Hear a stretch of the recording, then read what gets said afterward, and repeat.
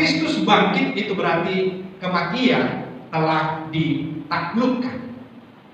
Musuh terbesar manusia sepanjang sejarah adalah kematian yang sia-sia, yaitu kematian yang membinasakan. Saya ingat almarhum Ibu Sriyana.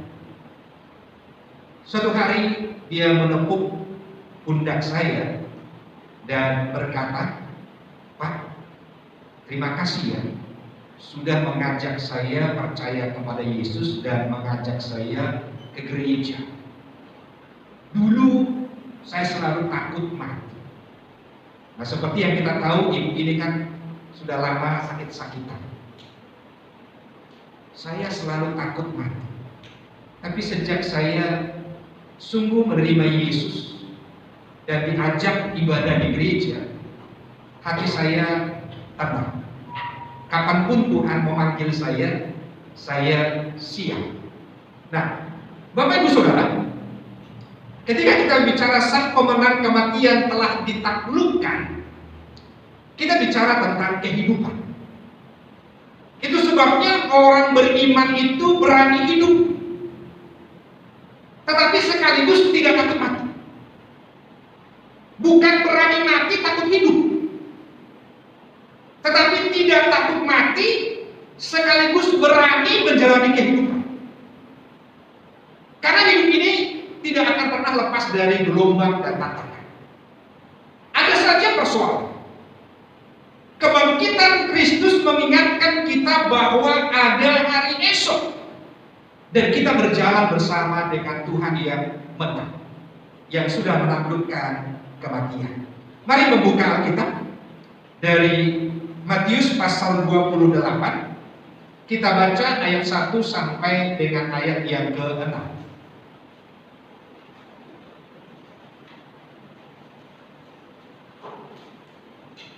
Saya bacakan untuk kita dan mari memperhatikan ayat demi ayat. Setelah hari Sabat lewat, menjelang menyingsingnya fajar pada hari pertama minggu itu, pergilah Maria Magdalena dan Maria yang lain menengok kubur itu. Maka terjadilah gempa bumi yang hebat, sebab seorang malaikat Tuhan turun dari langit dan datang ke batu itu dan menggulingkannya lalu duduk di atasnya. Wajahnya bagaikan kilat dan pakaiannya putih bagaikan salju. Dan penjaga-penjaga itu gentar ketakutan dan menjadi seperti orang-orang mati. Akan tetapi malaikat itu berkata kepada perempuan-perempuan itu, "Janganlah kamu takut, sebab aku tahu kamu mencari Yesus yang disalibkan itu. Ia tidak ada di sini, sebab ia telah bangkit, sama seperti yang telah dikatakannya. Mari, lihatlah tempat ia berbaring." Ayat yang ke-6 ini saya baca sekali lagi. Ia tidak ada di sini, sebab ia telah bangkit, sama seperti yang telah dikatakannya. Mari, lihatlah tempat ia berbaring. Nah, Bapak Ibu Saudaraku yang terkasih di dalam Tuhan, kita beribadah pada hari Minggu. Hari Minggu juga disebut sebagai hari Tuhan. Oleh karena hari Minggu itu menjadi hari yang sangat penting, yaitu hari kebangkitan Yesus dari antara orang mati untuk hidup selamanya dan tidak akan mati lagi. Kalau Jumat Agung kita memperingati mengenai pengorbanan Kristus yang rela mati hingga mati di atas kayu salib. Lalu Sabtunya disebut sebagai Sabtu Sungi. Oleh karena memang tidak ada yang tahu pada waktu Yesus mati di atas kayu salib dan dikuburkan. Lalu sepanjang Sabtu itu orang tidak tahu apakah Kristus akan bangkit. Tetapi kita semuanya oleh karena sudah mengetahui dan sudah membaca dalam kitab suci, kita sudah tahu bahwa Minggu Paskah Yesus bangkit dari antara orang mati. Nah, karena itu Bapak Ibu Saudara, kematian dan kebangkitan Kristus itu adalah satu paket. Tidak ada kebangkitan tanpa kematian. Kematian itu adalah fakta sejarah yang sungguh-sungguh terjadi. Kebangkitan itu juga adalah fakta sejarah yang sungguh-sungguh terjadi. Dan Bapak Ibu Saudara, kita perlu mengetahui, sebelum Yesus mati di atas kayu salib, sebelum Yesus menanggung sengsara sedemikian banyak dari imam-imam, dari penguasa, dari orang banyak, Ia sudah memberitahukan hal itu dengan mengatakan, pada hari yang ketiga aku akan bangkit. 3 kali Yesus sebenarnya mengatakan ini, mengulang-ulang kepada murid-murid, supaya murid-muridnya percaya pada waktu peristiwa kematian itu terjadi, maka mereka seharusnya mengingat bahwa akan ada peristiwa kebangkitan. Itu sebabnya hari Jumat kemarin saya mengatakan, kematian Kristus di atas kayu salib bukan kematian pecundang, tetapi adalah kematian Sang Pemenang. Matius 16 ayat 21 mengatakan, sejak waktu itu Yesus mulai menyatakan kepada murid-muridnya bahwa Ia harus pergi ke Yerusalem dan menanggung banyak penderitaan dari pihak tua-tua, imam-imam kepala, dan ahli-ahli Taurat, lalu dibunuh dan dibangkitkan pada hari ketiga. Dibangkitkan pada hari ketiga. Ini mau mengatakan kepada kita bahwa Yesus mengatakan kebenaran. Dia tidak berdusta. Bahwa Yesus mengatakan kebenaran. Dan itu sungguh terjadi. Kita lihat Bapak Ibu Saudara. Hari Jumat yang disebut Jumat Agung itulah Yesus mati dan dikuburkan. Itu yang disebut sebagai hari pertama. Sabtu Sunyi berada di liang kubur. Itu yang disebut sebagai hari yang kedua. Minggu Paskah, yaitu minggu yang kita rayakan sekarang ini, pagi subuh Yesus bangkit. Itu hari yang ketiga. Itu sebabnya dikatakan dibangkitkan pada hari yang ketiga. Dan memang itu sungguh terjadi. Siapa yang bisa mengetahui kalau dia sudah meninggal akan bangkit hidup kembali? Tidak ada. Kita sendiri pun tidak tahu kapan kita akan mengalami kematian. Ada yang tahu kapan mengalami kematian itu? Tidak ada yang tahu. Bersyukur tidak tahu. Kalau tahu, akan stres setiap hari. Ya, wah, dihitung mundur. Kalau tahu 5 tahun lagi akan meninggal, berkurang 1 tahun dihitung. Tinggal 1 tahun menghitung bulan. Kalau sudah tinggal 1 bulan, wah, menghitung minggu. Kalau tinggal 1 minggu, wah, itu kacau banget. Bisa-bisa mati sebelum waktunya. Karena stres, nggak bisa makan, nggak bisa tidur. Itu kalau tahu hari kematian saja. Kalau tahu bagaimana caranya mati. Semuanya saya kepingin kalau matinya mau mati tenang, tidur, tiba-tiba udah diambil Tuhan. Tapi kan nggak ada yang tahu bagaimana caranya. Yesus sudah tahu kapan matinya dan cara matinya. Yesus sudah tahu. Itu sebabnya ketika bergumul di Taman Getsemani, Yesus mengatakan, bukan kehendakku tetapi kehendakkulah Bapa yang terjadi. Dan Yesus bukan hanya tahu kematiannya dan cara dia mati, Yesus pun tahu persis kapan dia akan bangkit dari antara kematian. Dan itulah sebabnya ayat ini menegaskan kepada kita, aku akan bangkit pada hari yang ketiga. Dan itu sungguh terjadi. Nah Bapak Ibu Saudara, apa yang mau kita petik dari bagian ini? Yesus menjadi jaminan masa depan. Yesus menjadi garansi bahwa jalan hidup kita bukan lagi jalan hidup yang meraba-raba, tapi jalan hidup yang sudah pasti, dan jalan hidup itu adalah jalan kemenangan. Kristus bangkit, dia menang, dan kemenangannya itu adalah anugerah yang membangkitkan kita dan memberikan kepada kita kemenangan. Yohanes 11 ayat 24 sampai ayat 26 ini mengatakan kepada kita, jawab Yesus, "Akulah kebangkitan dan hidup. Barang siapa percaya kepadaku, ia akan hidup walaupun ia sudah mati. Dan setiap orang yang hidup dan yang percaya kepadaku tidak akan mati selama-lamanya. Percayakah engkau akan hal ini?" Bapak Ibu Saudara, kalau kita membeli barang, kita mau ada garansi. Karena itu memberi kepastian bahwa barang yang kita beli ini ada jaminannya.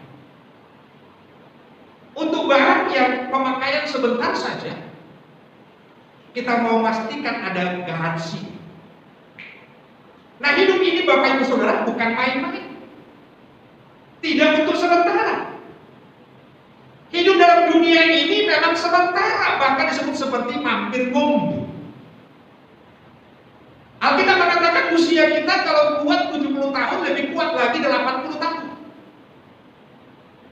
Disertai dengan kesusahan dan penderitaan. Itu artinya hidup dalam dunia ini bersifat sementara. Dan itu berlaku untuk semua orang. Kematian itu sesuatu yang pasti. Maka untuk kematian tidak perlu keberanian. Tetapi orang yang sungguh mengenal Yesus sebagai Tuhan, Juru Selamat, Tuhan yang sudah mati sebagai manusia lalu bangkit kembali, maka kematian itu tidak sesuatu yang menakutkan. Dan itu berarti Bapak Ibu Saudara, selama Tuhan mengaruniakan nafas hidup kepada kita, kita harus berani hidup. Jangan mati selagi hidup, tetapi hiduplah dan jalanilah kehidupan ini sebagai orang yang berjalan dengan mengikuti Yesus yang hidup. Dan siapa yang mengikuti yang hidup akan menuju kepada kehidupan, tetapi siapa yang mengikuti yang mati akan menuju kepada kematian. Dan Kristus bangkit hidup kembali. Sekali lagi Bapak Ibu Saudara, hidup manusia ini bukan sandiwara. Meskipun kita sering mendengarkan istilah dunia ini bagaikan panggung sandiwara, tapi hidup kita ini adalah sesuatu yang serius, sungguh-sungguh. Saat ini kita menghirup udara berarti kita sungguh hidup. Udara yang kita hirup ini dan kita bernapas ini bukan sandiwara, ini sungguhan. Hidup ini sesuatu yang serius, sungguh-sungguh. Dan bukan saja oleh karena kita melihat ada keluarga kita yang sudah dipanggil oleh Tuhan, ada kerabat kita yang sudah dipanggil Tuhan, ada tetangga kita yang sudah dipanggil Tuhan. Memang kematian itu adalah sesuatu yang real, sungguh-sungguh ada. Dan itulah pergumulan manusia sepanjang sejarah. Tetapi pertanyaannya, apakah kita percaya akan ada kebangkitan? Itu sebabnya ketika Yesus berbicara kepada Maria dan Marta, Dia mengatakan, "Akulah kebangkitan dan hidup." Tetapi diakhiri dengan, "Percayakah engkau akan hal ini?" Suatu hari kita pasti mati. Itu adalah sesuatu yang alamiah. Semua orang akan mengalami kematian. Semoga kita mengalami kematian di dalam usia yang memang sudah tua. Tetapi siapa yang tahu? Tidak ada. Kematian adalah suatu hal. Tetapi setelah kematian, apakah kita percaya ada kebangkitan? Yesus mengatakan, Akulah kebangkitan dan hidup. Barang siapa percaya kepadaku, ia akan hidup walaupun ia sudah mati. Dan setiap orang yang hidup dan yang percaya kepadaku tidak akan mati selama-lamanya. Ini berbicara tentang kebangkitan dari antara orang mati dan berbicara tentang keselamatan hidup yang kekal. Dan kita harus selalu ingat, Yesus mengatakan kebenaran. Ketika dia mengatakan, aku akan mati, tapi hari yang ketiga aku akan bangkit. Yesus benar bangkit pada hari yang ketiga. Ketika dia mengatakan, akulah kebangkitan dan hidup, setiap orang yang mati akan hidup, dan orang yang hidup akan hidup selama-lamanya. Itu juga berarti Yesus mengatakan, pasti terjadi kebangkitan, dan pasti setiap orang yang percaya kepadanya beroleh hidup yang kekal. Dan itulah yang dikaruniakan kepada kita. Amin. Nah, oleh karena itu Bapak Ibu Saudara, meskipun hidup ini ada misteri, kita tidak tahu perjalanan hidup kita ke depan. Tetapi orang yang beriman itu selalu ada harapan. Selalu ada masa depan. Yang dituntut dari kita adalah beriman dan berjuang. Itu berarti kita tidak boleh menyerah.